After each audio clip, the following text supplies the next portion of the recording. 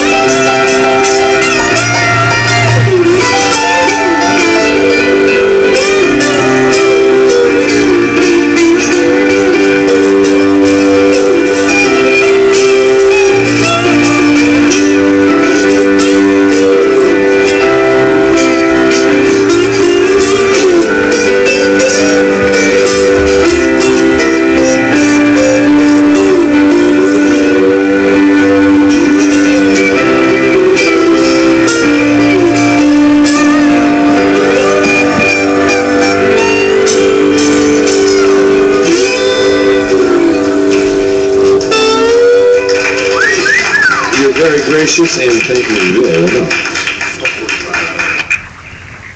Hello, darling. This is Elvira, Mistress of the Dark, and you're listening to the Ghostman and Demon Hunter Show. I asked the God for inspiration. They showed me the end of time. World collapsing, devastation.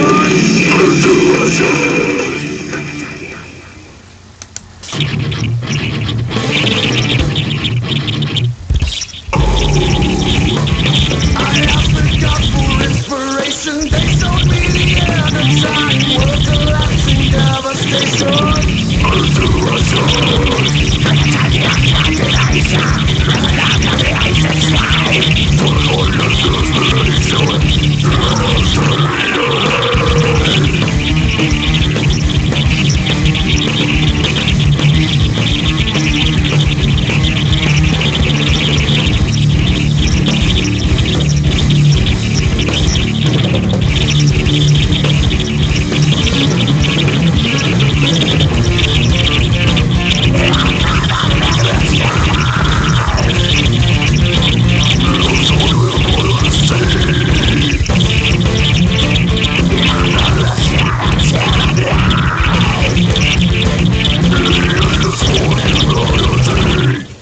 So anyway, man, like I was saying, the Japanese dish shikora. Shikora is made from fermenting squid in old fish guts.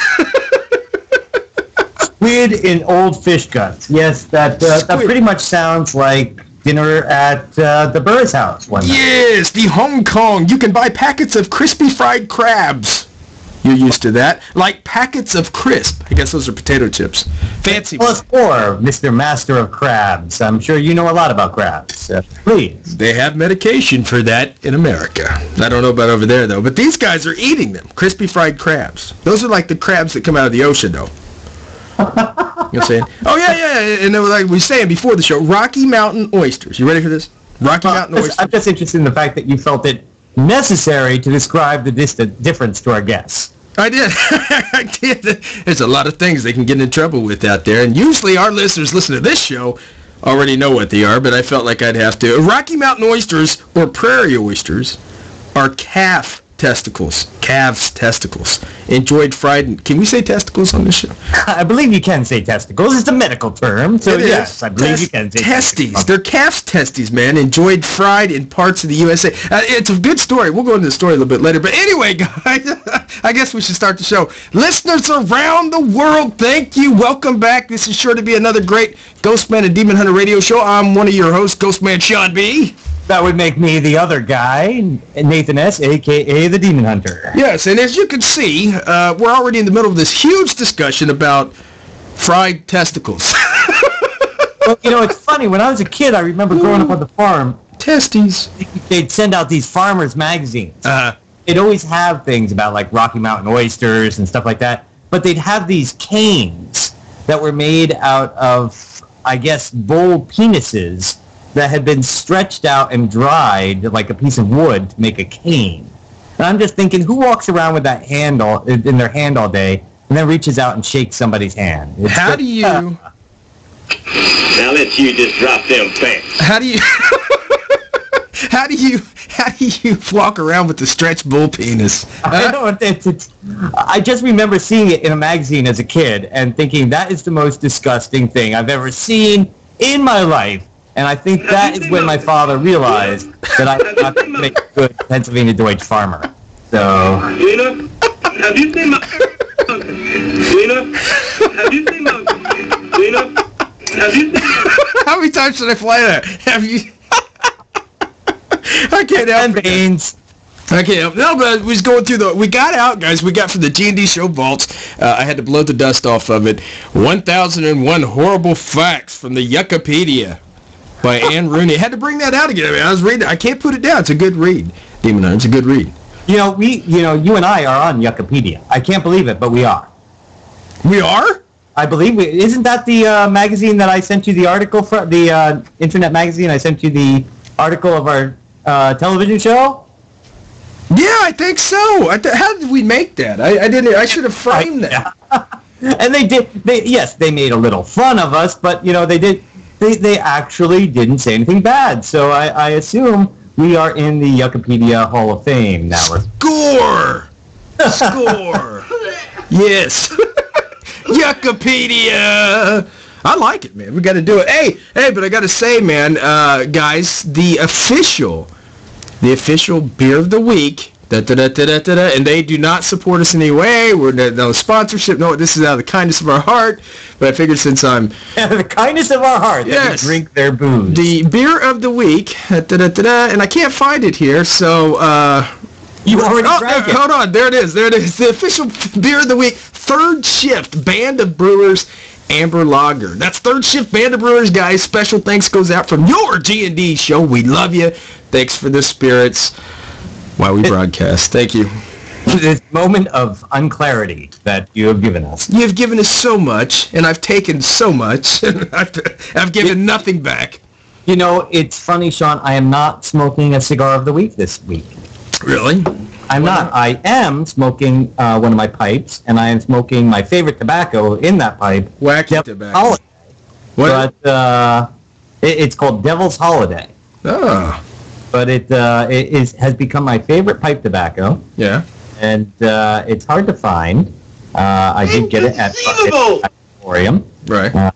But it has become my favorite pipe tobacco now, and so the pipe tobacco may start taking over some of the cigars during the show because the pipe tobacco not nearly as expensive, and as many of you know, we don't get paid for this. So well, you used to suck on a pipe when we went out anyway, didn't you? I mean, you used to. Not that you were like hitting a pipe, you used to smoke a pipe. I burned my lip on the glass pipe, if that's what you're asking. But no, Franks and Beans! Franks and Beans. Franks and Beans. So anyway, guys, welcome back. We are live in the G&D Show studios. If you're not in here, you suck. That's right. You should be in here. We've been advertising all week. We got some new stuff. Hey, man, I want to give a shout-out, right, to our good friend Jason Butler, man. He did the, you guys are looking at right now, the new GhostMan&Demon Hunter show banner up there for us, Demon Hunter. Isn't that slick? That is very slick. I have to say, for once, I think I look better than you. It's, you think so? I'm wearing the guy liner in it. No, it cannot be. Look, there's the banner. There's the banner, guys. I like it, man. He really captured our essence, which is totally evil. I like it. Hey, I've been telling people I've been evil for years. They just didn't believe me. That's true. That's true. Oh, I want to take it. I took my kid, for the new listeners just tuning in. We got, I took my daughter, my 3.5-year-old. She went to the library today. And she was there, and we are all excited, man. We got the books. And you know, the library still got that old smell. Remember that old smell, man? You walk in, the old glue and the yes, that is the smell of books, Sean. I know it's been a long time. It's very... Books? What is this you speak of? No, but I had the books. I sat down with Sis, and we found out, after about 15 seconds, she just wants to see the front cover of the pictures. So we turned around. Yeah. Just like her dad. That's right. I like lots of pictures. Illustrations are very... they tell the whole story. Tell the whole story, if you will. But I turned around, and she was going down the aisle, and there must have been 60 books lying on the ground. And this old mean lady, you can see she was like the classic librarian. She pulled down her glasses and looked at me like, uh-huh. And I think it was the same one that I owe money to, actually. I still got some library books out from high school, man. Do they have a department that comes after you to get those books? I believe there is a federal Department of Libraries, and they hunt you down. And unfortunately, I'm number one on their list right now because I think I took an audiobook out last year. Yeah. Because I was driving all over the country and wanted to listen to it. And I forgot while I was out on my trip that the audiobook had to be back in 2 weeks. Yeah. And I didn't have a smartphone at the time to send an email and say, I'm going to have the book a little longer or whatever. So I think I kept the book in the back of my car even after I was done listening to it, probably for a good, 10 weeks or so, and it's $1 a day. That's you got there. Audiobook. So. Right. So I got a feeling I'm number one on their list. So when they come get you, they'll come get me then, because we did a show together. Actually turn you over to them to get myself lesser sentence. Turn me over. Hey, I guess this, guys, is the first Ghostman and Demon Hunter show, our return, if you will, to the air since,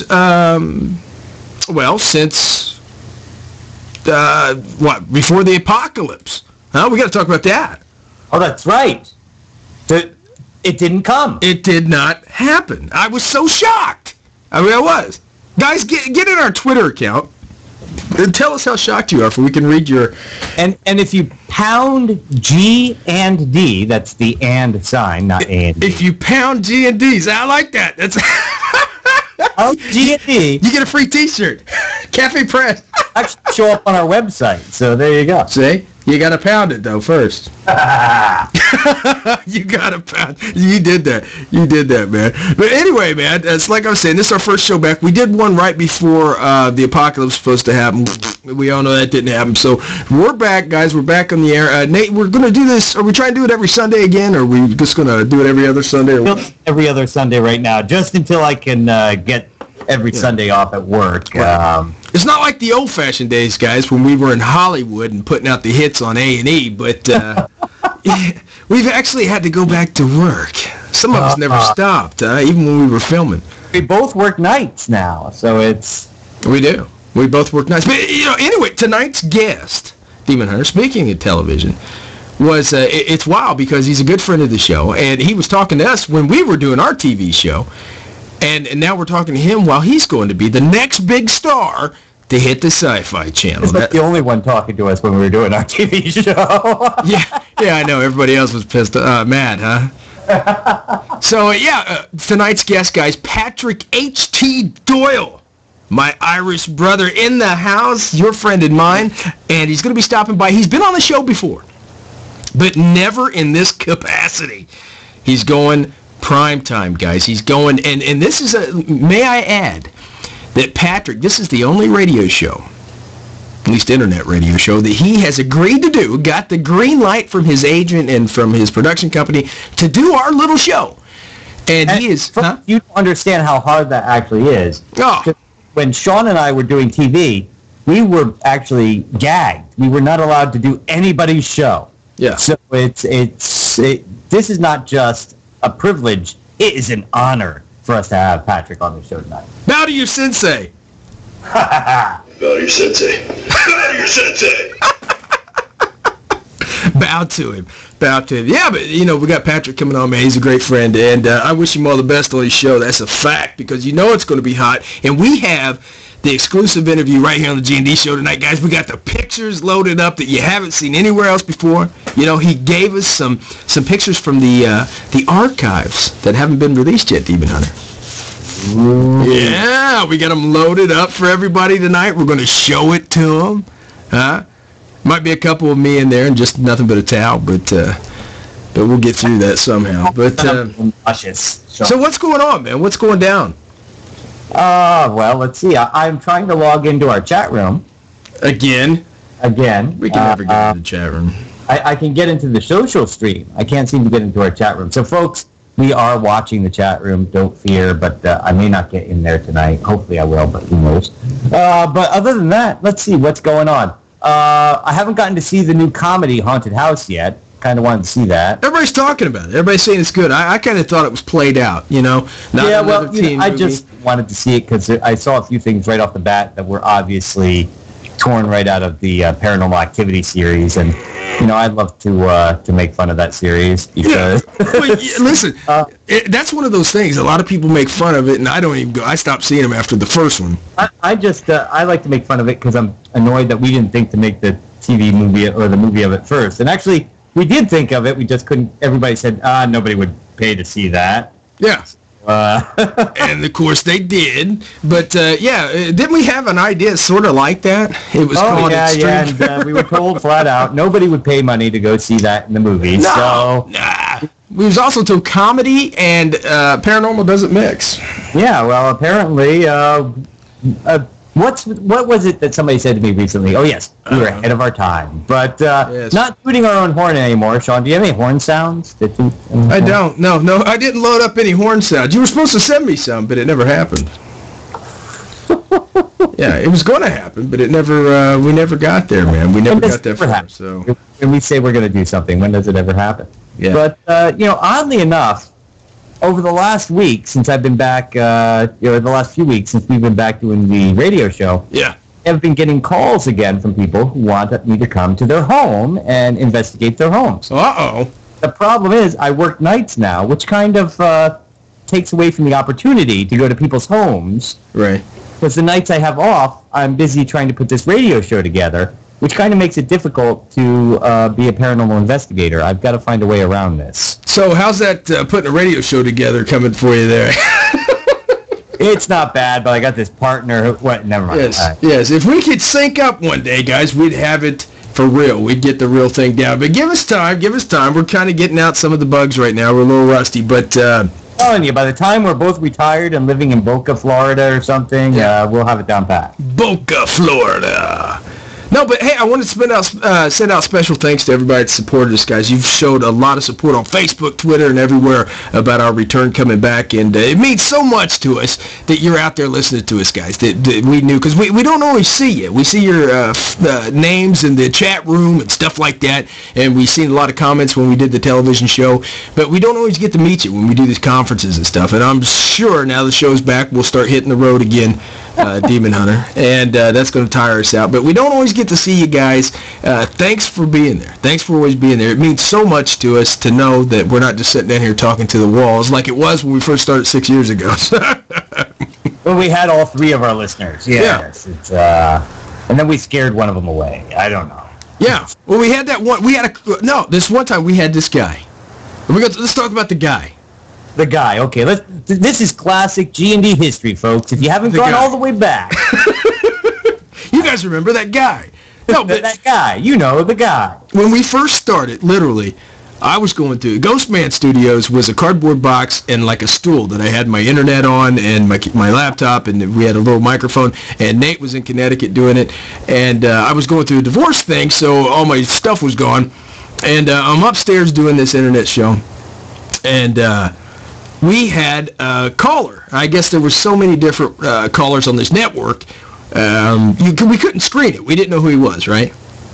That is correct. I remember he called in, and the only thing we could ever see would be their phone numbers, so we'd know if it was the caller we were expecting or not. But back then, we had a system that allowed us to take phone calls. Right. And this gentleman called in, and he called in every week with our to our show to ask us a question. Yeah.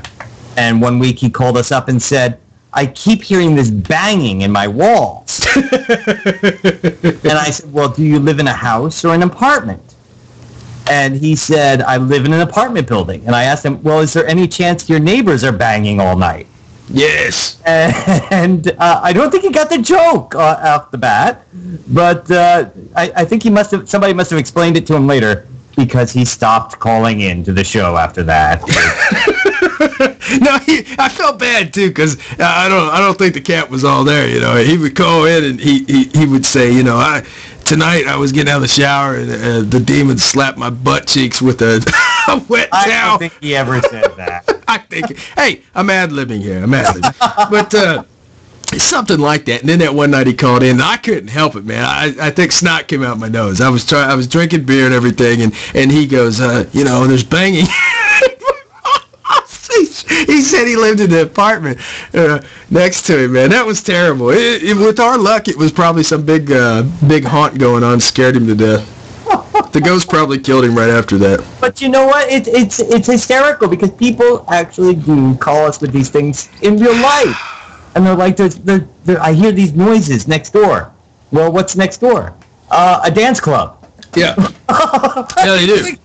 It's they love to dance. Irish dance. What do they call those Irish dancers? Stompers? Clog dancers. Clog? Clog. Yeah. Well, when I was I was a sheriff's deputy, believe it or not, for a couple years of my life, and I worked these gigs at a place called Market Square Arena. It's not there anymore. It was the place Elvis did his last show. And that's totally irrelevant to this story, but I'm getting to that. So I would go down there, and I could get on courtside, and I would see the Pacers play, man, because I'm here in Indiana, and I got to see all these, you know, Ringling Brothers Circus. There was a gypsy lady I never told you this, Demon Hunter. During the Ringling Brothers Circus, because Ghostman's a very handsome man, and backstage, I was sitting there doing security, and this gypsy lady come walking back. Very attractive gypsy lady. And she kept giving me those googly eyes. Guys, you know what I'm talking about. Girls, you know too, because you give them out, and then you're like, why is he looking at me? So, we love you girls. But she kept giving me the googly eyes. Are you listening, Demon Hunter? I am listening. Okay. Then I need your full attention.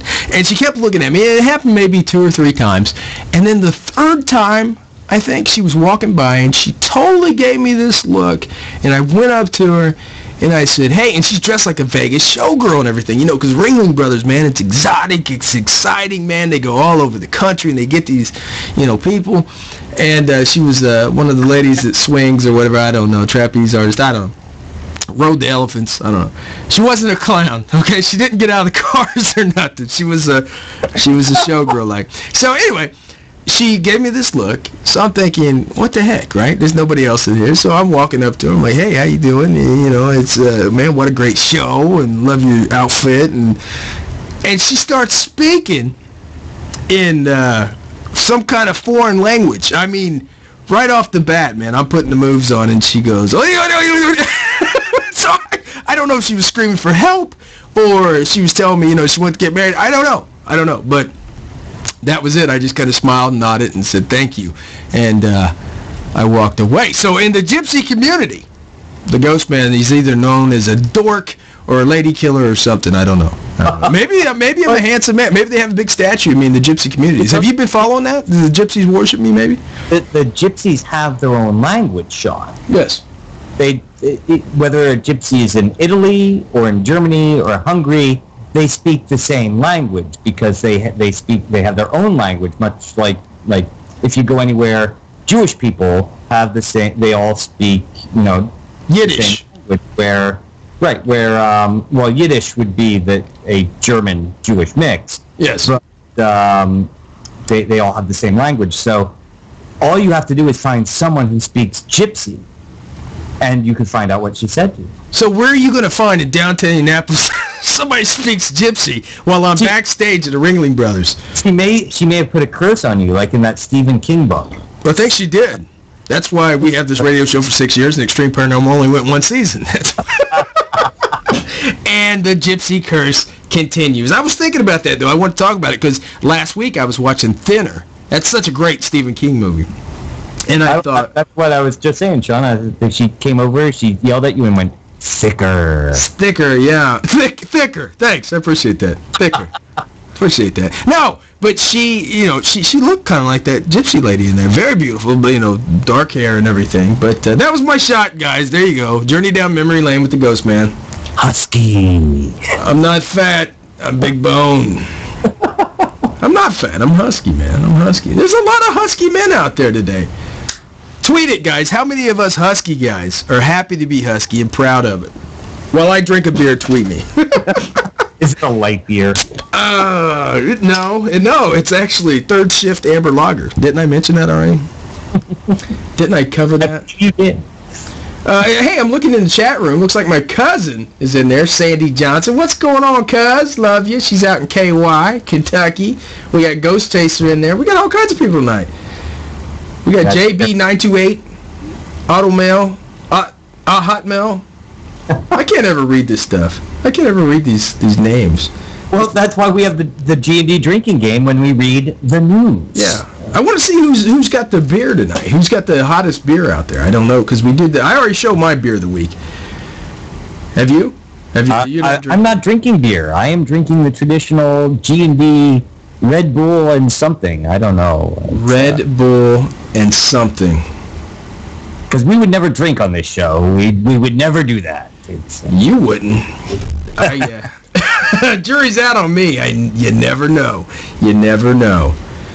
You know what I'm saying? So anyway, don't we have some stories in the G&D news today, or do we want to read some other? I do believe there should be something coming up soon about G&D news, Sean. Yeah, I think so. Play the drinking game. The drinking game. That's right, guys. If you haven't ever heard, in the past, the Ghostman and Demon Hunter show does a G&D show drinking game, and that's when we do the news. So when you hear in the news G&D, that's when you pick up your beer, whiskey, milk, whatever your choice, and you take a drink whenever we mess up when we're reading the news stories. Now, if you're fans of the last 6 years, you'll know. Listen, we're not drunk during this section. We're not responsible for. Do not play this game while driving, or if you will be driving anytime soon. Yes. We're not responsible for alcohol poisoning either. So we're not. So is there an in the news introduction here, Sean? I don't have one. G&D in the news. Yeah, we're gonna have one in a couple years. Okay, when we're retired. Yeah. Okay. So do you want to lead off with the news, or because I will lead off with the news and mention how a Smurf was arrested in Melbourne over an assault case. Yeah. This comes out of ABC News, and apparently police arrested a man in relation to an attack in Melbourne. Yeah. He was at a convenience store dressed as a Smurf. Apparently there was a group of them dressed as Smurfs, and they are questioning a 19-year-old and an 18-year-old who handed themselves into the police the afternoon of the 9th of January. A 37-year-old man was allegedly confronted by a man in blue in the store in Pascoe Val last month. Police say that the Smurf demanded a man light his cigarette for him. But he was attacked when he refused. The men are expected to be charged on a summons with assault.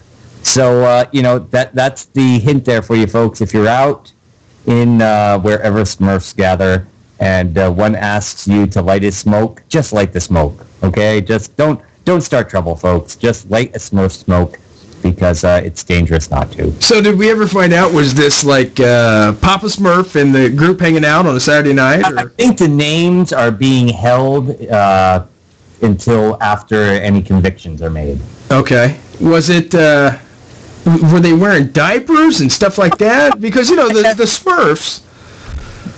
I don't know. I do not know. I just know that Smurfs were attacking people over cigarettes in Melbourne. Okay. That's the story, man. Well, there's got to be more. You're the newsman. You got to know these details. Were they wearing diapers? Were they wearing sent to me by ABC News. That's all I have. There you go. But what are those hats that the Smurfs used to wear? They look like sleeping caps to me. The only one who looked comfortable in it was Sleepy Smurf, so I figure it's a sleeping cap. It's okay. Drowsy Smurf, whatever his name was. Did you read the one? We got another one. 6 signs that you might be psychic. Oh, okay. I'm interested in hearing that. It says, if you've always suspected that you have extrasensory perception, here are 6 signs that you indeed might be psychic, Demon Hunter. Okay. Let's give him, John. I'm going to give them. I'm going to give them right now. Everybody get ready. Are you ready? I'm ready. Give it. Okay, there's the bell. Those who have made a lifetime of study of psychic phenomena suspect that most, if not all of us, are psychic to one degree or another. I'm sure most of us can point to events in our lives that indicate instances of telepathy, communications of thought, or precognition. Go ahead and drink. I got that one, but go ahead and drink. Precognition. That's it. Precognition. Knowing what is going to happen. Perhaps it's only happened once, a few times. Perhaps, however, it happens to you quite frequently. Can you then be considered truly, strongly psychic? This is the question posed to you guys, our listeners, G&D Nation. Here's your 6 signs. Number 1. Demon Hunter, we should make them tweet us this. We can't give them this information, unless they start come on. Joining in. Number 1, you know the phone is going to ring, and who is calling? Well, who doesn't know that? Well, yeah, everybody has caller ID now. It pops up on the TV. So I guess I'm pretty psychic, man. That's why I never pick up, because it's always a bill collector. Ghostman and the Other Side. I see a reality show coming. Yeah, but the next one, number 2. You know your child or someone else very close to you is in trouble. Well, you're always in trouble, and I always know it. a radio show. Come on, the cops call me first. That's it. They say, didn't you guys say this? Number 3, you know a place before you go to it. That's more like deja vu. Well, deja vu can be easily explained. I think that's more of a, like, never been there before, show up, and you know that the room you're about to enter has candelabras on the wall, kind of thing. You know, it's like actually knowing that information, specific things, before you go in. Well, we know that, but you said you were going to explain it. So explain it. What is deja vu? Not that can be easily explained in many cases by the fact that your visual sensor actually reacts faster to your brain than your memory sensors do. Yeah. So when you actually see something, that information is stored into your brain. Then the memory sensors pick it up and say, section of your brain says, wow, I've seen this before. And so as you're recognizing the room you're in, your brain says, I've seen this before. You experience deja vu. Okay. Next. Next. Drink, guys, just because Demon Hunter had to drag that on. It was so painful for everybody. Take a big swig. Okay. You have prophetic dreams. Prophetic? Drink.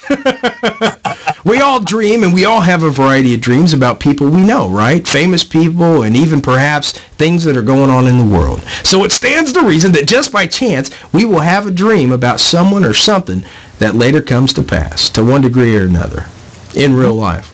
Huh? Well, it does, and the fact of the matter is, you know, there's that whole metaphysical idea of we create our own universe, so therefore we could actually be plotting the future with our own minds. Yeah. Well, I mean, when I was a kid growing up, I had a lot of dreams about Kathy, no. Kathy, this is a G-rated show, Sean. No, I don't know who put us in that rating. Kathy Ireland, okay, and Cindy Crawford back to back. I used to dream about that. And Elvira. We all know Elvira would come strolling in, and there would be a couple of small people, midgets, or not midgets. What's the proper term? Little people. Little people. There'd be little people, balloons. And, Sean, first do not represent those of GhostMan and Demon Hunter or their affiliates. The affiliates, maybe, because we have none. But listen, balloons and a donkey. And then I would wake up in a cold sweat, and I didn't want to go to school. I didn't feel well. That's how most of my dreams... I don't feel well now. In fact, during the break, I'm going to take the 5 minutes to go shower. I know. That dream was so dirty I just described. Now, my dreams have changed a little bit over the years. Take away the balloons. And that's...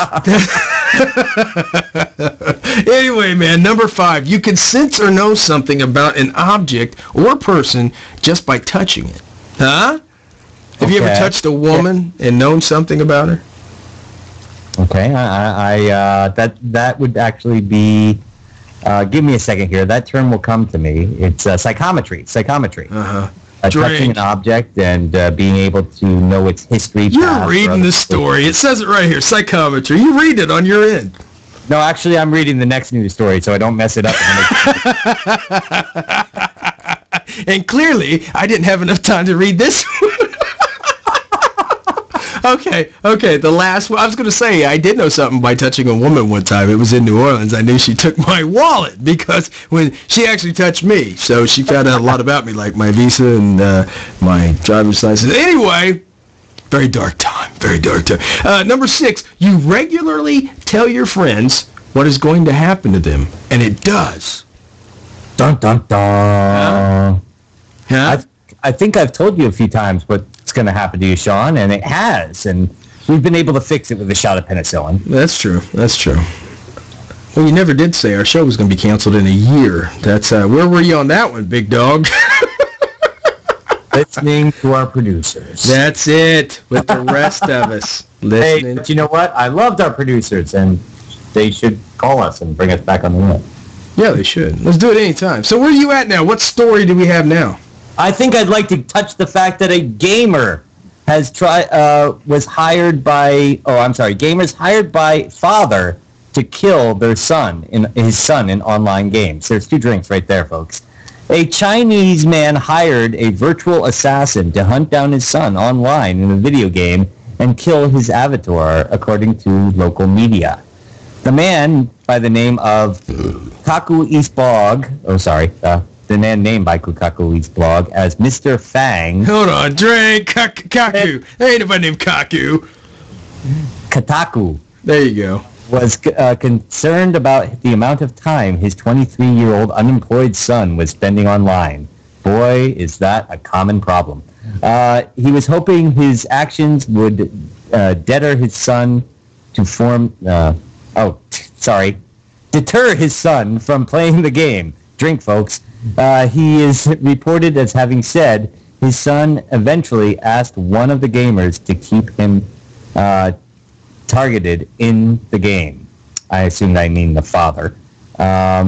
It's been going on much for family relations. What? Oh, you know what? I'm reading a print of this. I apologize. Everybody take 3 drinks for that, and I will. I'll basically tell you the story, folks. The gentleman his son to stop playing the game. Are you a pod? Yes, I'm improving now. I never heard that this kind of intervention before, but it seems like a good idea. A top to down, and I'm not messing that one up, approach to the work. Much of this game playing is usually a symptom of an underlying problem. So basically, the dad wanted his son to stop playing video games, so hired people to go into the game and kill his son's avatar in the hopes that it would stop them from him from playing the game too much. You know what? Let's delete this from the blog because I have 2 nephews who spend a lot of time online. And I want to get them off of this game, so this might be a good idea. I'm going to scroll down here. It doesn't look like the father was charged with any kind of murder. Yeah, let's just delete this, and we'll go back at another time. I just want to know how much time you have on your hands to get a virtual hitman to kill a virtual person. Huh? I don't think it's a matter of time. I think it's virtual dollars that you have to be able to have. I mean, you probably have to be like a virtual millionaire to pay for a virtual killing, wouldn't you? Well, that story was funny. Not funny, funny queer. I apologize, folks. That was not the story I was reading in advance, but I thought, hey, I'll give this one a try. And you did, and I'm proud of you. Not funny, funny queer. Yep, let's news. In the news, yeah. We got to get a soundbite. We're working on that, though. We're working on it. You know what, Sean? We need to. You remember way back when G&D history, when we held a contest and let people like send us their openings for the show and for clips for like G&D news and stuff like that. We should let people send in clips. Let's put together a contest for G&D clips, and people can send them in and tell us and try to become the new voice of G&D. The new voice? Yes. So like a news reporter? Well, no, just like the intro. Like we used to have the hot girl and the Irish guy and all that stuff. But we'll put out different categories, and people can record stuff and send it in and see if there'll be a voice for G&D, an intro voice. I wanted Linda the prostitute. She's downtown. I thought, for an apple and a cheeseburger and $10, man, we could get her to do all kinds of voiceovers. I don't know. She might charge you more for voiceovers than she charges you for everything else. I'm going to make him an offer again with you. There we are.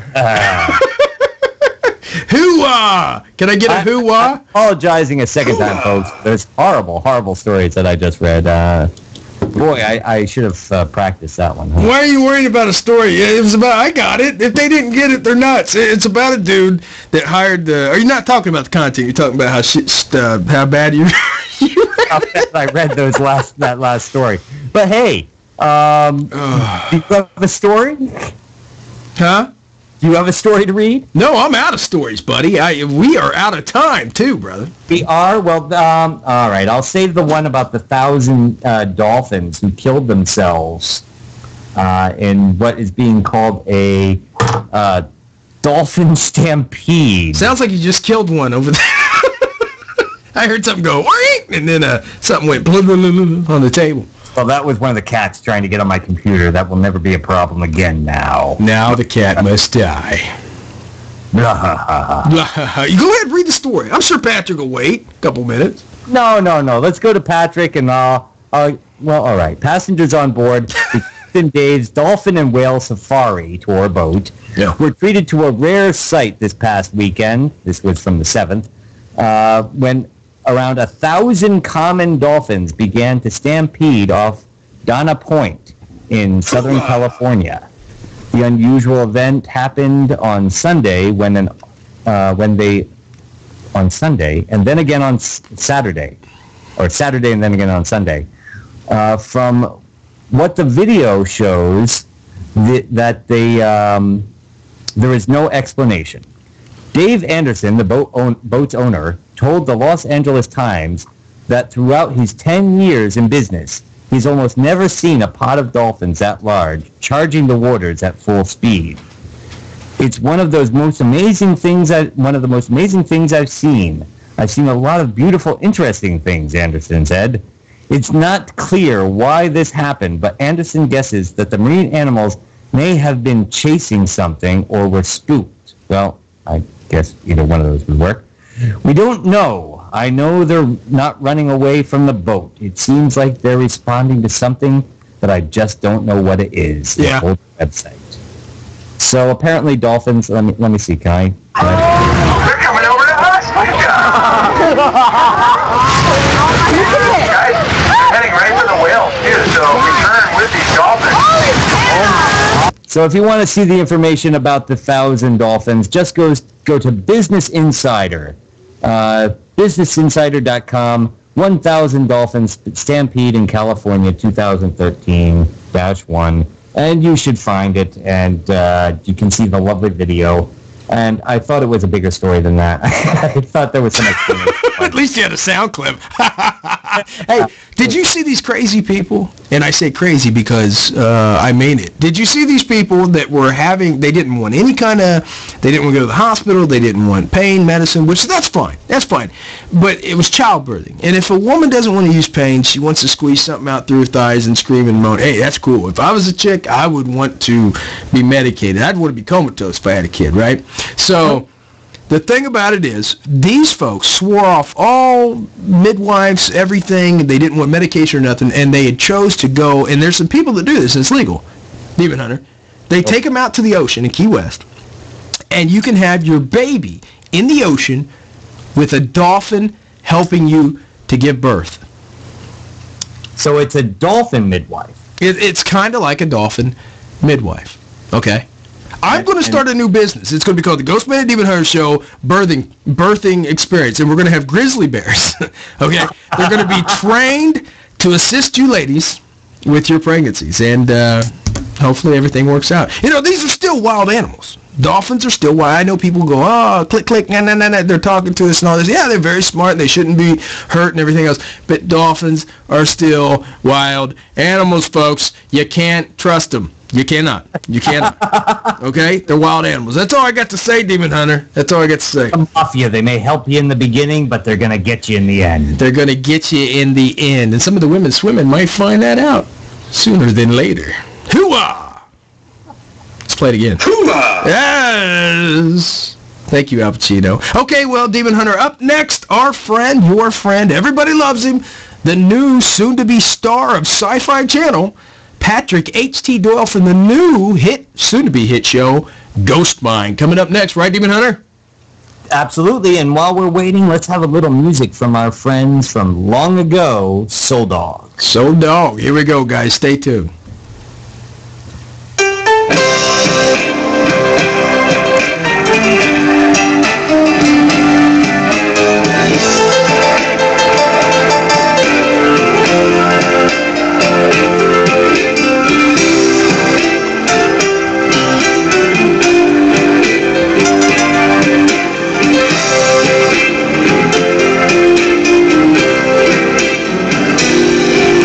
Tomorrow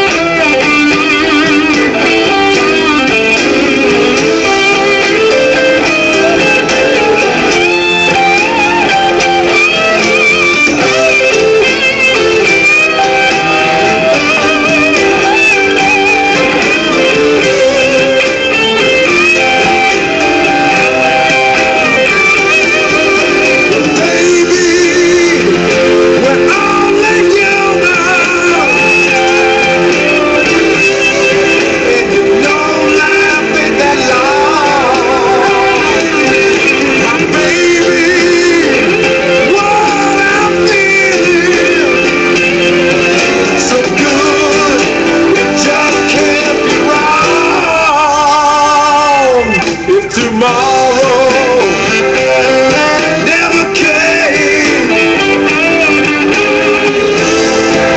I'd be so satisfied. I would wrap you in my arms and fly away if tomorrow never came. If tomorrow never came. If tomorrow never came. If tomorrow never came.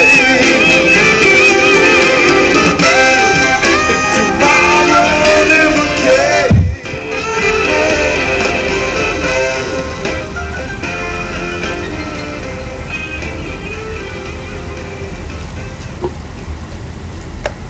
This is Mark and Mark from Weird US on the History Channel, and you're listening to the Ghost Man and... We'll do it. Hi, this is Mark Moran and Mark Skirman from Weird US on the History Channel, and you're listening to the Ghost Man and Hi, this is Mark and Mark from Weird US on the History Channel, and you're listening to the Ghost Man and Demon Hunter Show. Outstanding.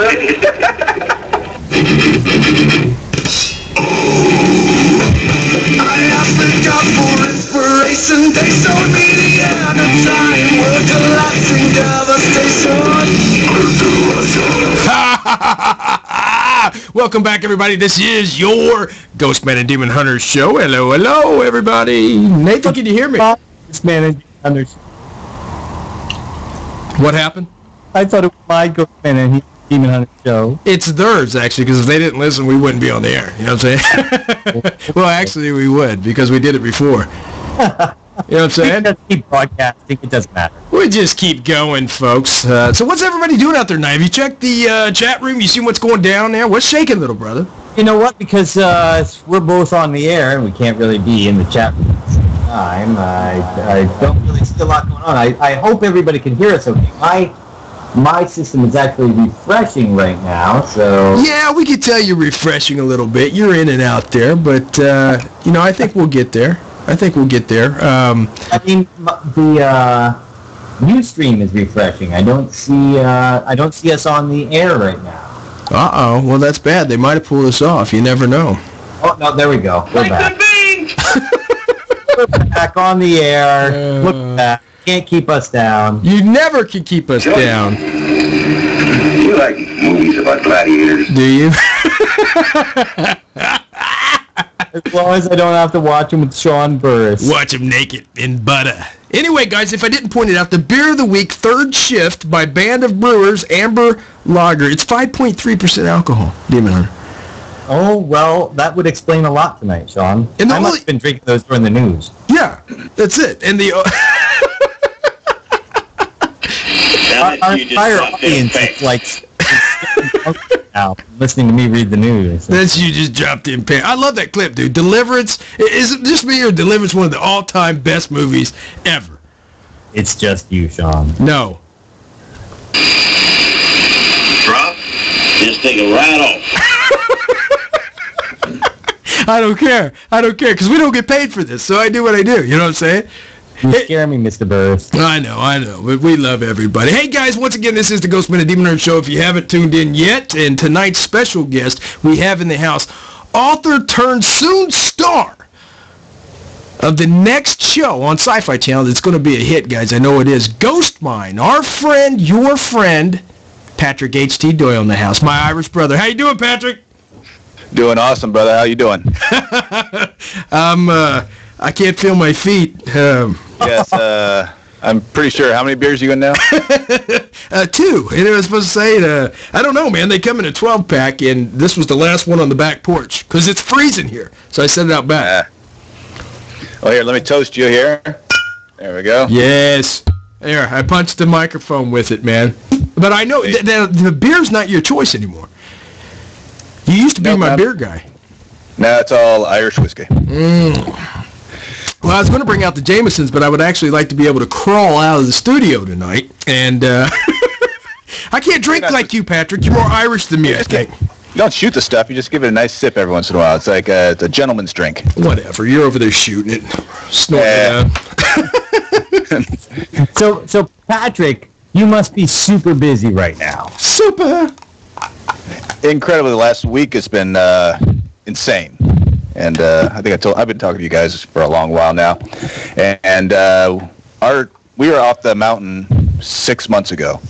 Because basically our shooting season stopped when we couldn't mine anymore. And that's when the snow comes in the summer, and that's August. Wow. The snow hits that place. It's elevation 8,000 feet. It's out in the middle of nowhere, Oregon. So, yeah, we got snow early, so you only have 3 months to actually mine the place. So as soon as the mining season was over, we were out. And we've just been sitting around for the last 6 months, waiting, doing our day jobs. And here we are now, and it is a whirlwind. See? The last week has just been insane with just, here, talk to these people, talk to those people, talk to these people about this and those things. Now, I was mentioning to Sean the other day how I always thought it was funny. People would say stuff to me like, I want my own TV show so I don't have to work anymore. See? There's no truth to that. It's like, Wait a second. Nathan, what did people say to you? They want their own TV show so they don't have to work anymore. No, they said... You are ugly when you're angry. I like funny clips. What are you guys going to do here? Huh? Could you hear that, Patrick? Was it clear now? He's controlling the board now, Patrick. There's nothing to do. I'm happy with that. Hey, I don't have a hit TV show no more like Patrick. I got to do this shit stuff. I've almost cussed like 5 times today. There's a lot of bleeping going on today. And edit. Hello? Did I break? Left us all speechless, Sean. Yeah. I say. Well, I can't help it. Patrick, Irishman on... I was going to say something about a monkey and a typewriter, a monkey and a bunch of buttons, but I won't. Yeah, so you've been going crazy, man. You've been doing it. Hey, tell the listeners, because we know how exciting is this, man. It's draining. It's exciting. Go ahead. Hit it. Well, I'm just excited because the show is finally coming out, and it's awesome. I don't know what the show is going to look like or anything like that. The stuff that you guys are seeing, what the audience are seeing right now, just stuff online on YouTube, this is the first time I'm seeing it, too. Right. So this was not your traditional reality show. This is not your traditional paranormal investigating show. This is totally different. It's taken the genre in a whole new direction of, I'm going to get into a little bit later, but yeah, these are real guys. I was telling Nathan earlier, it's like the miners that you see on this show, that you see in the photos, that you see in the videos, these are real guys. These are guys that have been doing this their entire life. Guys like Eddie, who's Papa Smurf's son. He's been doing this since he was a teenager. And when I say these guys are real miners and this is a tough job, these guys have come close to death probably a dozen times each. And they have the scars to prove it, and they are just tough as nails. And when the mine owner says, oh, here are paranormal investigators to check out the ghosts, they let it know that they didn't want any part of us being there. So now they didn't want any part of you being there. How the heck did you get in the mine? Yeah, the mine owner basically said, this is the way it's going to be. And the mine owner's Larry Overman. He just basically said, this is the way it's got to be. And for good reason, too, because last mining season, when I say season, I don't mean television season, I mean mining season. Right. So last season, he had a group of miners, again, just tough as nails, hardcore, real men, miners, tramp out. And tramp out means they just pick up all their stuff and leave. Because one of the guys, an ex-Marine, 250 pounds, just mining muscle, actually got pushed down to his knees when he was on the face of the mine. And he heard voices. Stuff got moved in the mine when they were outside sleeping. He could hear men working in the mine at night. So these guys basically said, screw this. The mine is yours, Larry. Good luck. We're out. What's that? We're out. Yep. They just cut out. So Larry had to hire this whole new crew, and they're from all over the country. And like I said, these guys have been doing it their whole life. And to just kind of make sure they'd be safe, he didn't want anyone tramping out again, because there's This is an old gold mine. It's one of the richest areas of Oregon for gold. So he wants to get in there and find that gold. So he brought us in there to just make sure, like, what did the guys from last season see, and what can we do about it? Now, before he brought in paranormal investigators, did he bring in anybody who, like, came in and wanted to find out, like, oh, this guy thought he was pushed to the ground because of gas in the mine or something like that? And that's the thing. That's a lot of that's going to happen, and while people watch the show, that, oh, it's just lack of oxygen. It was gases in the mine. But it's not that. These guys know the environment. These guys have been doing it, like I said, their whole life. So they know the environment. They actually warned Kristen. Kristen is my partner in the show. And, yes! Calm down. Rough! Calm. Yeah, calm down. You got such a hard job, Patrick. She's an attractive girl, but you're never going to meet her. Well, that's good. For her safety. Thanks, Patrick. Thank you. Yeah. Probably your safety, too. Possibly. She is a redhead. I know. I think she could take Sean. Oh, yeah, she could. What was I saying?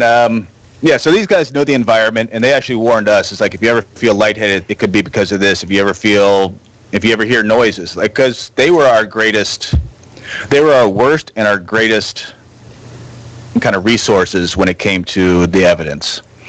Because we could actually come to them and say, does this sound like anything you ever heard in the mine your whole life? And they'd be like, oh, yeah, that's this thing that this rock makes, or when the earth moves, or what this machine makes. And so, yeah, they know the environment. So if they get pushed down, and the guy's describing it as two hands going onto his shoulders and actually forcing him down to the ground, to his knees, you got to believe the guy. Right. Well, yeah.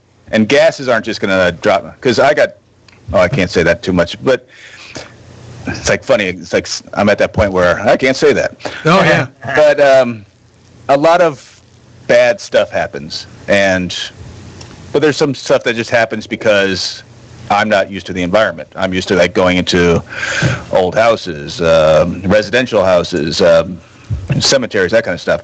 Not used to going into a mine a mile deep in the earth, surrounded by nothing but rock. So okay, brother, listen. Issues with all that. That was a quick learning curve. Not to interrupt, Patrick, but you're my friend, and I feel like I can. Yeah. So I'm going to say, let's just stop with all the pity-patty questions. People want to know across America, did you die in any of the episodes? I'm kidding. Of course you. Yeah. You have to watch the show to find out. I hope you're okay. If you did, this is going to be one heck of a show on archives. I believe we'll be going back to TV sooner than we think, brother, if Patrick's gone. Hey, Patrick, now you said that these guys are like classic miners. This is their life. They go out and I imagine they make money only if they find gold. Yeah, that's the deal that they make with the mine owners. It's they get a cut. So that's their only reason for being there, and they're going to work no matter what. Now, I know from experience, Sean and I both know, that the stuff that happens on the shows is real, but they need you to, like, walk into the mine. They need to, like, film it like 10 times of you walking into the mine. Or they need 10 cameras on you when they do it the first time. Yeah. How, like, were these guys willing to work with you on this kind of stuff? Well, that's another thing about the show being different, because like your guys' show and other shows, every episode is a different location.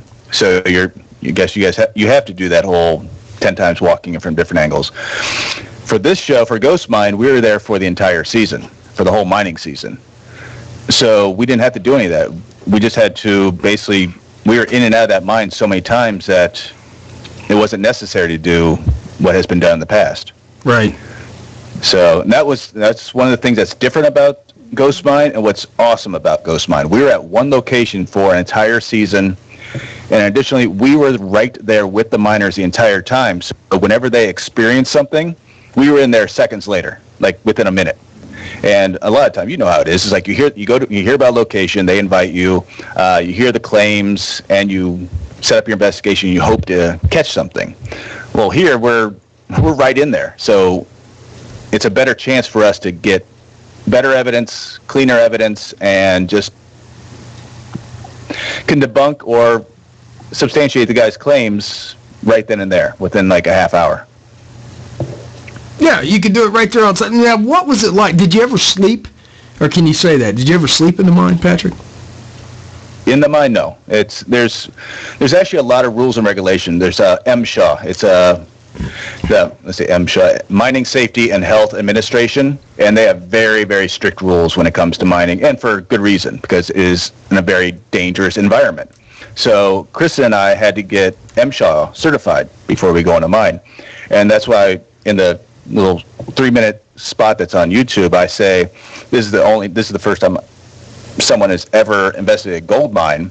I believe that's true because I don't think any other investigating team in the country or in the world has taken the time to get MSHA trained to actually go into a mine and do a proper investigation, because it was 40 plus hours of classroom and on-site training just to make sure that we didn't die in the mine. Oh, see, I gave it away. I don't die. That's it. Show canceled. Well, Sean had to actually get scuba certified to do our TV show because they originally wanted me to do it before they found out I was hydrophobic and I won't put her. So it's... Yeah, we had all those questions. Are you claustrophobic? Are you afraid of dark? Are you afraid of spiders? Are you afraid of bats? It's like all the fears. It's a very scary environment because you think you know what dark is. Like, you go investigating in the dark. You think that's dark. Being a mile in the earth at 8,000 foot elevation, that's dark. That is complete darkness. Mm-hmm. So, it's kind of like it was a test of our mental abilities and of our technology too, of the equipment. So much equipment got destroyed in those mines just because of the environment, and they weren't the instruments, the K2s and the millimeters and the voice recorders and the cameras aren't made for that environment. It's wet, it's dark, rocks are falling. It's I destroyed a lot of equipment. Now, Patrick, on the screen right now, I'm showing a picture of the whole cast, all the miners, and I have you and the young lady friend on the other side, the two stars, and I have two pictures below, one of an old building and one of the buildings on fire. Can you explain a little bit about that? Yeah. I have to say this: the miners are going to be the stars of the show. I don't think I will be, because the miners are the personality. They're the stars, so I have to give them their total props. Well, I tell you what, I give you all props, and every one of you are stars, because for you to go into those mines and do what you do, and me and Nathan knowing on a personal level what you've had to go through for the last 6 months of your life, you're a star, sir. Oh, okay. Oh, thank you very much. Here, I'm going to cheers the microphone again. That's it. Woo! But, okay, so I can't see the pictures now because I'm doing the whole Skype thing here, but I'm assuming that you're looking at the old historic photos of Sumter. Yeah. And Sumter is just an amazing town. It's not much of a left of it right now. Right now, it's only 200 people live there. It is basically a ghost town. But back in the day, back in the 1800s, it was almost considered to be Oregon's state capital. It was 3,500 people living there. Gold was just coming down off the mountain, like in buckets. And it was just a booming town. Hotels, banks, saloons. They had a new railroad going through there. And then in 1917, there was a fire, and it basically took down the entire town. And the reason it took down the entire town is because they had wooden streets. And they stored the fire hoses underneath the street. Oh. So when the streets caught on fire, because they don't know how the fire started. It's like the fire in Chicago. Was it a cow that kicked over an oil lamp or what? So they think it was a fire in a kitchen that just spread to the streets real quickly. But as soon as they hit the streets, they couldn't get to the hoses, so they just basically had to go up on the hill and watch the town burn. Oh, man. But a lot of gold towns and silver towns have that story. They were huge towns because of the money. Mm-hmm. And then once the money was gone, the town disappeared. Yep. Now this one actually, did they rebuild after the fire? No, they left it. They gave up. So because the biggest mining operation up there is the dredge, and you could probably look up the dredge. I might give you some photos of the dredge. I'm not sure, but if you look up the dredge of Sumter, you'll find some really awesome photos. And that's basically this giant floating ore separator, and it just kind of goes along. It floats in its own pool of water. It scoops up the shore in these huge, massive 2-ton buckets, brings it into the processing plant, and then kicks out the waste out the back. So it sounds like Sean. Okay, I got it up right now. I got the picture. I got it up right now, gentlemen. I got the picture up of the bucket. Yeah. Oh. So that was like the main source of all the gold there. And after the fire, it was a mix of not enough gold really coming out of the dredge, because that thing took a lot of money to operate. And then just everyone's just beaten down from that fire. They lost everything. Everyone just said, "Know what? Screw it. Let's go move elsewhere." But the ghost mine, it's called the Crescent Mine. That's the proper name for it. It's up in the hills. And that was shut down 80 years ago. So people were still prospecting, or not prospecting, they were mining that mine 80 years ago. But the whole question is, why did they seal it up and just walk away from it? And why did they sell it to Larry, like, recently? And then why did his last crew last season tramp out so suddenly? So there's all these questions, like, what's going on up there? Right. So what do you? Do you think it's? Do you think it's? You probably can't say this, but can you even say if there's something there or not? You probably can't, can you? And I can say, no, I'll just say watch the show, because it's I gotta say, it's like I'm so excited to see the show because I know what Chris and I found. Right. And I can't wait to see how it looks on television. Now, well, you know, I hope it translates. I have to say here, Patrick, don't be disappointed by how it shows on television. Yeah. No, I do want to ask you. It's I know when Sean and I first started talking about doing TV, we were talking with our original producer, and we had this wonderful idea that it's not about ghost hunting. That's the real story. The story is the story behind everything, the storytelling. Yeah. And, you know, I kind of got that idea from watching you and watching this, that we're going to hear more about the history of this location, because it's not just going to be 6 nights of ghost hunting, but to actually find out what went on, like digging into the past. You are a smart man, Nathan. I know. But hold on, I gotta have a sound clip for that. Jesus. But I'm not gonna say yes or no, but I'll just say you are a very smart man. Well, there you go. But because Sumter is an amazing town, and it's been hidden for all these years, because after everyone just kind of left, it just went down to 200 people, and the 200 people have lived there their whole lives. I don't think there's anyone in Sumter under the age of 40. Now, it's kind of like a backwoods type community, right?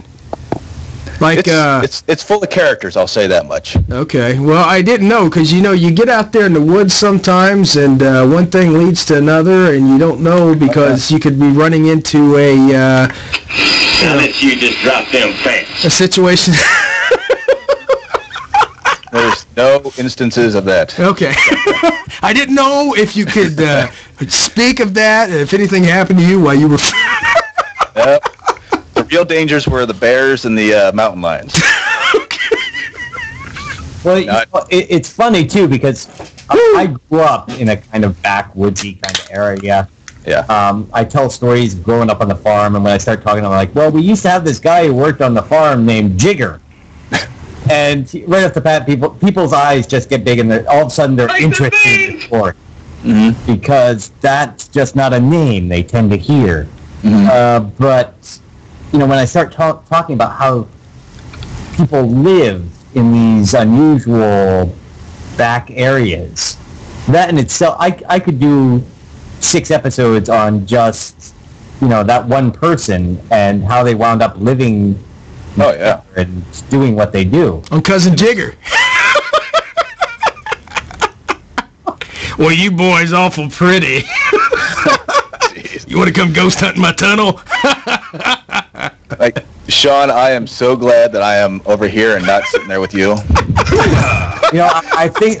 Are you even wearing pants right now? I'm not. I heard you were coming on, man. I got butter out and everything. Oh, I'm so happy. My week's complete.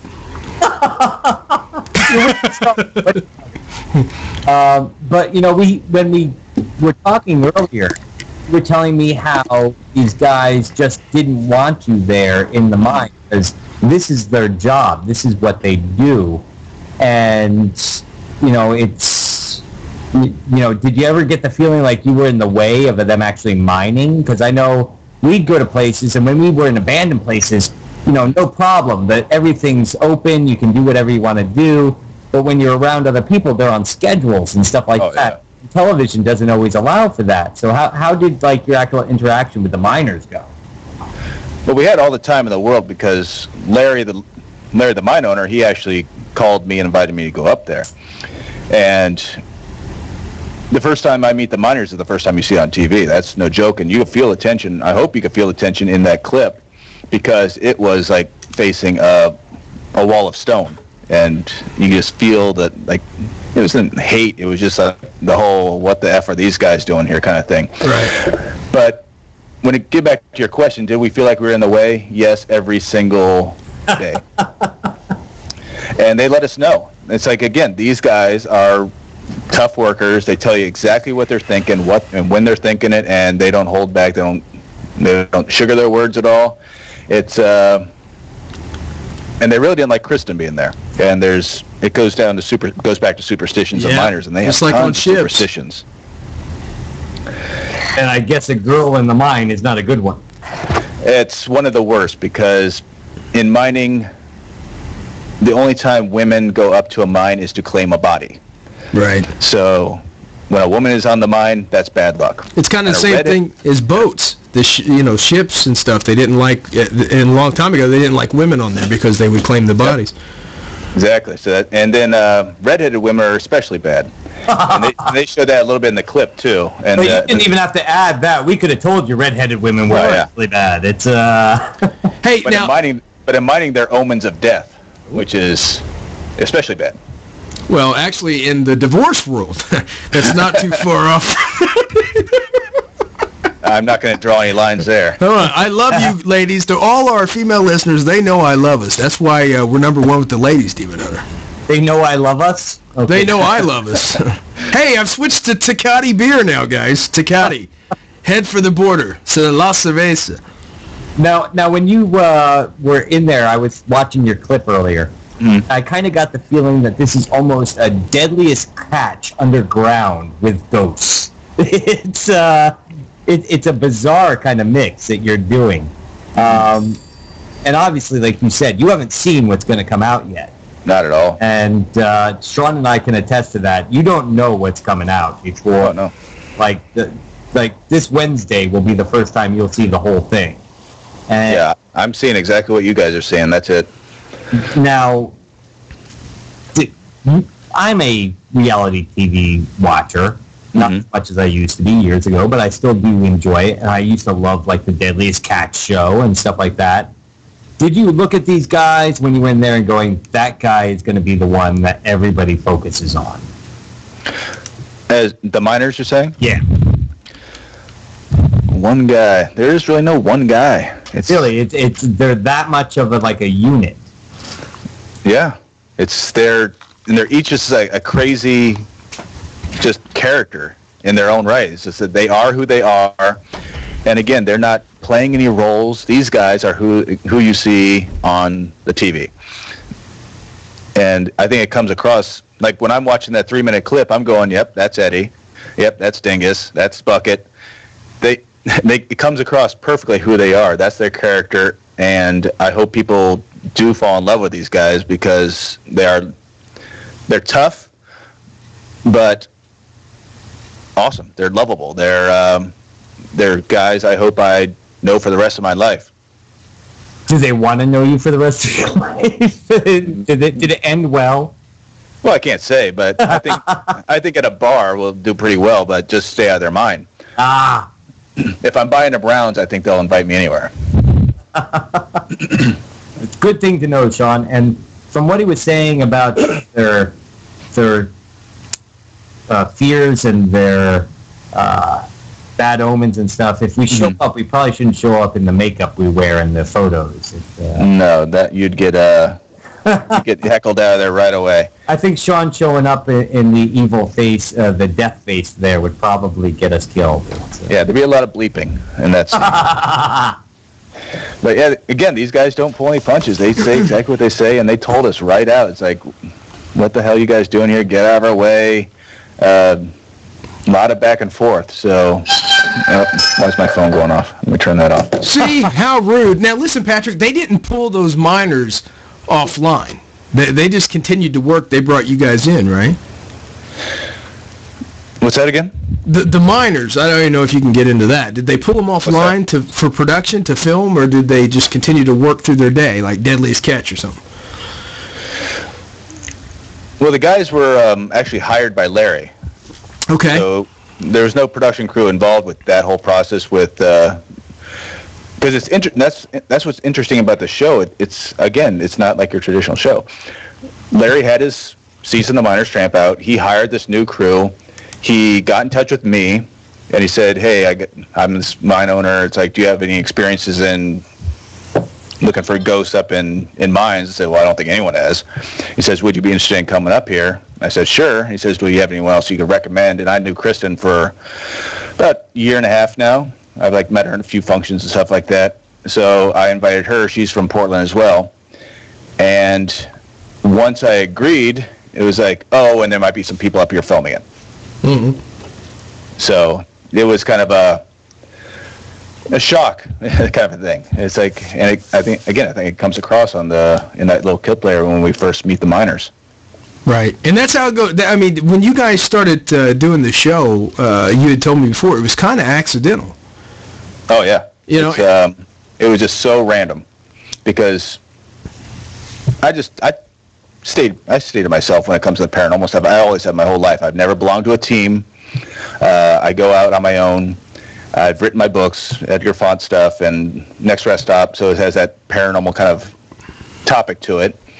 I've been on the local news a few times, like during the Halloween specials. Hey, let's get a local paranormal investigator to go out with us. Right. So I kind of had like a little bit of a name around Portland. So I guess when Larry was searching the internet and searching for paranormal investigators Portland, my name popped up, and he just kind of gave me a call. Right. So it was just out of the blue, and it's like I jumped at the chance for so many reasons.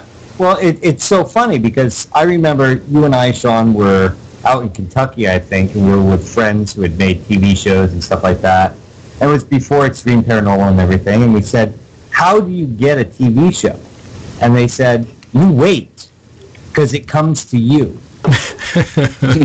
That's true. And so, you're the second person besides ourselves who's come to me and said, yeah, just, you can't really, everybody's interested in pitching their TV show. Mm-hmm, definitely. Best thing you can just do is be there when the right time happens. Yeah. It's just one of those random things. It's like, I didn't plan on this ever happening in my life, and it just, here you go, do this. I always say it's luck too, Patrick. But at the same time, man, is it work? Because when we got the call to do Extreme on A&E, I was working full time. You know that, and I mean, we had to film, in New Mexico.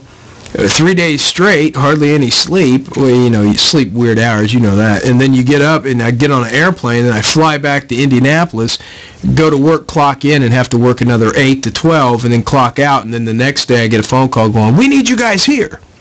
So it was, wow. It's a big price to pay just to do some TV. But, these people, a lot of them, we didn't do it right, Demon Hunter. I mean, a lot of folks, when they get on television, they can drag this stuff out for years because people want to meet you, and I started thinking about it.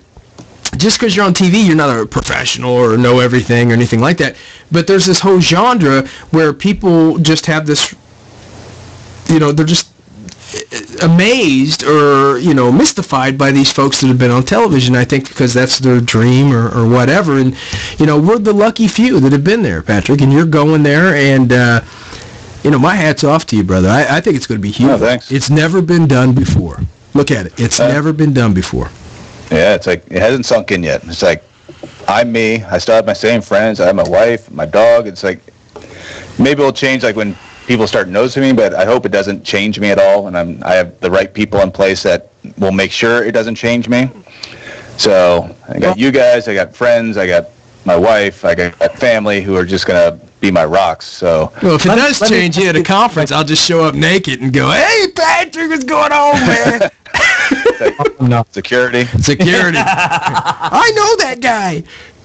Let me ask you this, Patrick, and I'm going to try and ask this question in such a way that you can answer it. Okay. Did anything happen to you while you were filming Ghost Mine that will affect your future writing in the paranormal world?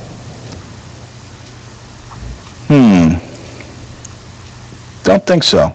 Oh, I shot that question. There's a few things like environment-wise, because I'm writing the 4th Edgar Font book. Nice. And the fourth Edgar Font book is it deals with like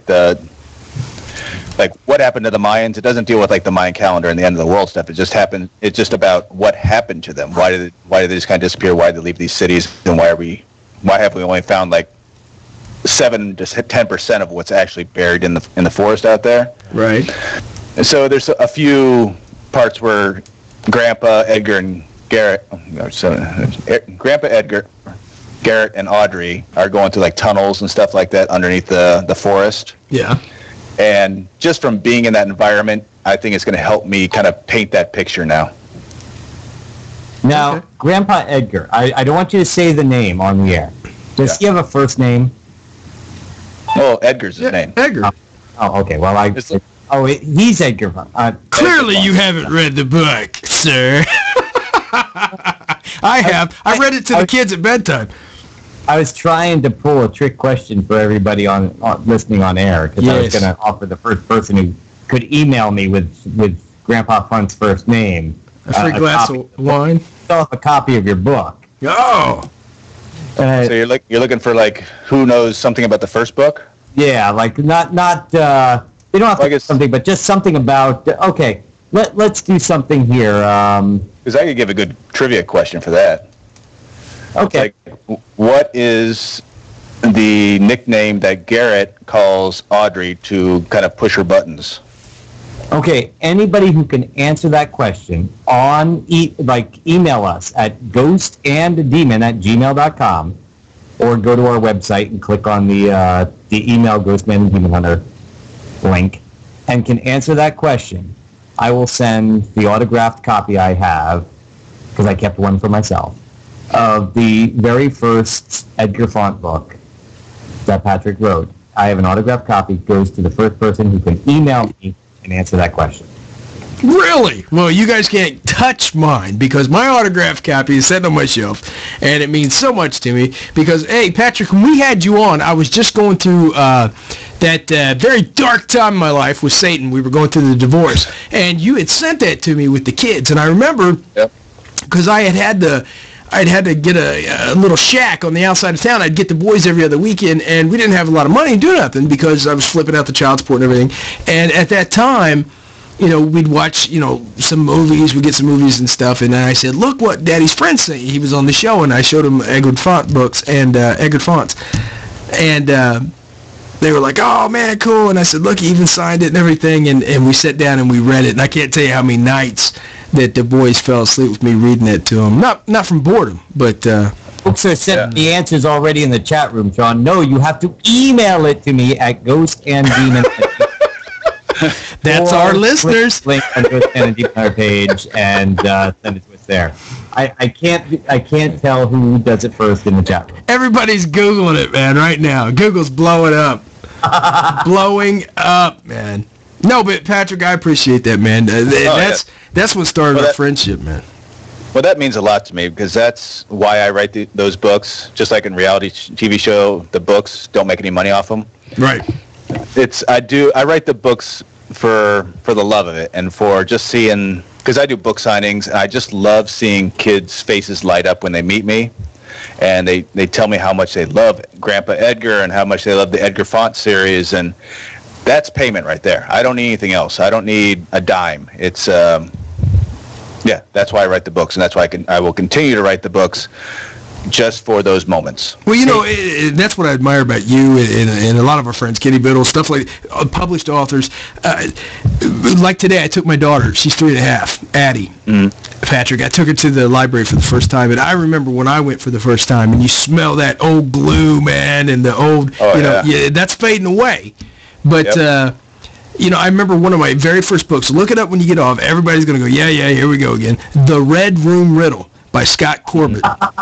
He also wrote The Lemonade Trick and some other stuff like that. The very first book that ever got me involved in ghost hunting was The Red Room Riddle, and it was, of course, about a little boy and his dog, Jamie Bly, and they lived in an old house, and the Halloween night, and the kids went. But it was the way that the author set the scene. You know, when it first started out, he seen a man carrying a pumpkin across the street, and the leaves were blowing, and the shadows were getting longer because it was autumn, and it just puts you there.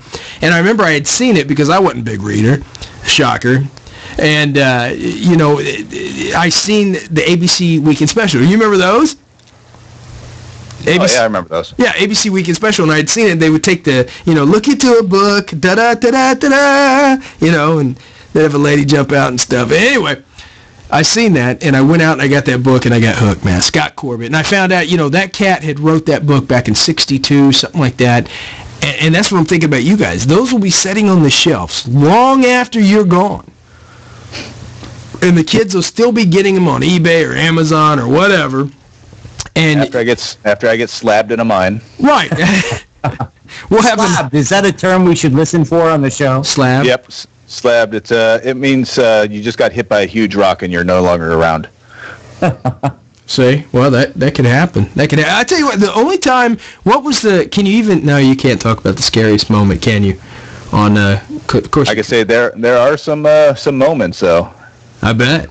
Yeah. I would have to say on Extreme Paranormal, the scariest moment for me was when I went scuba diving in that lake. What town was that, Nathan? We were looking for the ghost of... Well, I know we were staying in Ruidoso, New Mexico. Ruidoso, New Mexico. We were in a lake, and we were looking for the ghost of Martin Nelson. Yeah. And I can't... Do you remember that, Patrick? Oh, yeah, I do. And I was in there... I just got my certified, man, in scuba like a week ago in a mud hole here in Indianapolis. And all of a sudden, I'm in the mountains of New Mexico scuba diving, and I'm down here in this underwater ghost town, which I didn't see much of it. There wasn't much down there left. But the water's freezing cold, pitch black, and I'm down there freezing to death and can't see anything. Visibility's like 2 inches in front of your face. And I'm going, I have one of those things, I got to push the button on the side of my face. I'm going, Martin Nelson, show yourself. You know, and I'm thinking, I wonder if this cat does show himself. And all of a sudden I got this screaming skull in my face. And, I was probably about, Demon Hunter, about 50 feet, maybe more. I mean, you got...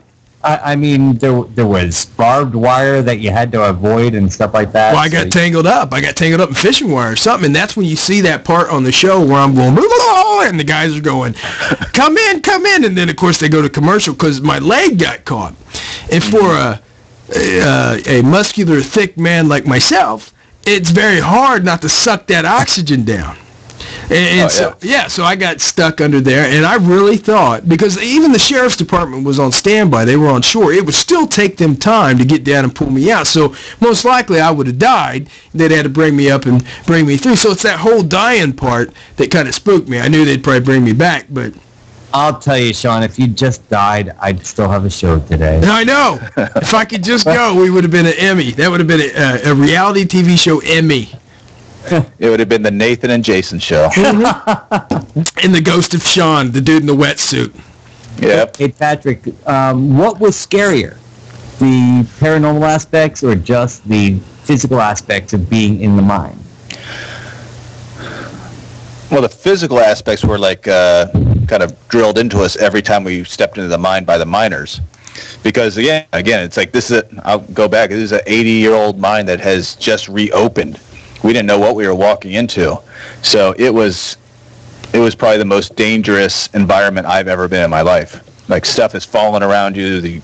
It's wet. You don't know what animals are in there. If there's animals in there, you don't know what ghosts are in there. It's like, so it's a lot. There's a lot of dangers. Just mining in general is like if you just talk to Eddie or Dingus or Stan or any of these guys for 5 minutes, they could tell you 7 to 8 times how close they've come to death. Yeah. It really puts it in perspective, because they tell you, go, yeah, there's this one time I was working a jackleg and it got away from me, and the drill bit was 3 inches from my you-know-what, and I couldn't get a hold of it. You couldn't get a hold of your you-know-what? You guys I don't know if dirty. I curse on your show, so I'm going to hold back from cursing. I did. Yeah, so that's another thing. The guys there's a lot of cursing, so there'll probably be a lot of bleeps on the show, because that's just like a normal part of their speech. They love that. Oh, yeah. They love that in production. I couldn't believe it. They were like, beep, beep, make sure you say something here. They actually got mad at me because I don't curse. They were like, Nathan, curse. I'm like, God, don't curse. So tell us more about your... Go ahead, Nathan. I'm sorry. They me once saying fracking once or something. Oh, okay. They needed me to curse or something. I was like... A little Battlestar Galactica throwback there. Fracking thing, and they were like, beep. Yeah. Well, you'll hear some cursing from me, too. if that kind of plays into that I experience anything scary, there's some cursing. Cursing. Now, how many episodes are we expecting, Patrick? This is 6 episodes. 6 episodes. Yeah, so it's gonna be quick, but it's a lot in those 6 episodes. So they're 1 hour each, and it's an entire storyline. Don't expect what you've seen in the last 10 years with the paranormal investigating shows. It's not that. This is you get great guys you're going to be watching. You got Kristen, who's awesome. You got me, who's so-so. Well, there you go. I was waiting for something. I was trying to... I don't believe it, Patrick. I don't believe you were so-so. Okay, great. Thank you. Let's talk more about Kristen, Patrick. We love you, but... I'll tell you about Kristen. She's the yin to my yang. Seriously, she is... I invited her to come with me to Sumter because she is not a paranormal investigator in the traditional sense, if you could say. She is a licensed hypnotherapist. She's gonna hate me for screwing up her degree title, but psychology with a specialty in paranormal psychology. So she comes at it the total opposite direction that I come at it. So where I'm coming at it with the traditional way with the devices and the technology, she's coming at it with the way the mental side. How do people think? How do people react to certain situations? How do emotions and, like you were saying earlier, Nathan, how do environmental changes affect people's brains and what they see and hear? So we came at it at 2 separate ways, and just reminded me the way I like to describe it is if the X-Files was a reality show, that's what GhostMan is. It's a reality show. I like that because that's how you explain it, man. The X-Files comes to reality. I like that. And I'm Mulder, and Kristen is Scully. I'm glad it wasn't the other way around. Yeah, I don't look at an address. Did you guys ever see that? Did you ever see that Playboy spread with Scully in it? No. I was just saying it because I was looking at that on eBay because I had it and I lost it, and I didn't know if you guys had one that I could borrow. I'd send it back. You could probably still find it on eBay if you looked. Well, I'm looking, sir. Okay? No, Patrick, but you got a heck of a show coming out, man. SYFy channel. It's coming out this Wednesday, yeah? It is. We're 3 days away. Wednesday, 10 p.m. Pacific Eastern. I don't know what the Central Time. I guess Central Time is 1 hour earlier. Yeah. So, yeah, that's it. SYFy. Right after the premiere of Ghost Hunters Season 9 is the premiere of GhostMan. So it's the 16th coming up this Wednesday. The 16th, yeah. January 16th. That means we got to get our archive up right away, Sean, so that people can hear this. Yeah, right. Every Wednesday after that, they're going to keep showing it. So if you miss episode 1 for some reason, next Wednesday it'll be episode 1, then episode 2, and so on and so forth until the season is 6 deep. Now, Patrick, we know you lived. We've got that much. Yes. We know that the last group of miners fled the mine. How did you describe it? Tramp. They tramped the mine. Okay. They tramped out. They tramped out. Okay. Yeah, you get to learn a lot of cool words in the show. We know that the new miners not big believers in the paranormal. They are superstitious. They believe in, or some of them have like this whole Tommy knockers, which is basically a ghost, understanding. But when it comes to ghosts of old miners and anything else, no. Okay. So this is kind of like your skeptics in this episode are the miners. Oh, yeah, 100%. So, you know. And you will see in the reveals, because it's paranormal investigating, so we have to reveal what we find to but we're not revealing it to a lovely homeowner who is looking for help and wants to figure out what the voices are. We're revealing to 8 to 9 scary-faced miners who want nothing to do with you, who are just like, you are keeping us from getting our gold right now. Get through it, shut up, and get out of our way. Right. So we're trying to convince these guys, like, what we're hearing and seeing is something that they should pay attention to, and they're just saying, let us get the gold. That's it. Money, money, money, bud. That's how they make their cash. Yep. That's it. Okay, guys, Wednesday night, the 16th of January, 2013, our friend Patrick H.T. Doyle, he's going to be on SYFy channel. Don't miss it. Hey, Patrick, before we end tonight, can you throw that question out again for people to win the autographed copy of the book? Now, I'm going to have to go into my archives here and find that book, folks. So I'm not mailing it out tomorrow, but I will get it to you. What's the question again that they have to answer? So if they can answer, what is the name that Garrett, Audrey's younger brother, calls her to really push her buttons? Okay. I got it. It's one word. It's one word, and I'll even give a hint. It's an animal. Ah, okay. Cougar. No, that's the wrong one. You're going the wrong direction. All right, guys, time she's up. We got to get ready to head out. Special thanks to our dear friend and all the best, Patrick. I know you're going to do great, man. And hey, thanks, man. Hey, Patrick, can you hang on the line while we end the show so that we can talk to you afterwards? Sure. Cool beans. Hey, brother, what's the plan? Are we 2 weeks from the next GhostMan&Demon Hunter show? Well, I think we, every other week is what we're doing, guys, to get it back in gear. We got a lot of gear that we're setting up and trying to put out these shows for you again before we dominate the airways. But I think we're doing okay right now. We got Patrick in the house tonight, so we're coming out swinging. It sounds good to me. And, of course, Sean has to get the upload of this episode onto YouTube, and once he does that, I will have the upload of the archive up on our page at Planet Paranormal and our iTunes spot, and so you can catch us there. And of course, you can catch Patrick H.T. Doyle. I want to call you just Patrick Doyle, but there's an actor with that name, so I don't want to get you in trouble. Yeah, there's a lot of Patrick Doyles out there in the world. So, if you want to catch him this Wednesday night at 10 p.m. Eastern Time on SYFy channel, and I'll be watching. And I'm always giving stuff away at my Facebook page, so they could go there too. Woohoo! So if you don't win the book from us, you might get something. Yep. That's right, guys. And if you're looking at the screen right now, you'll see a picture of Patrick and his co-host, and you'll see SYFy Channel Ghost Mine Wednesday, January 16th, 10/9 Central, guys. Don't miss this. Have a great weekend, and as always, we're here to shock and amaze, guys. And this is the G&D Show Studios, the GhostMan&Demon Hunter Show. We love you. Have a great week, everybody. Good night, everybody.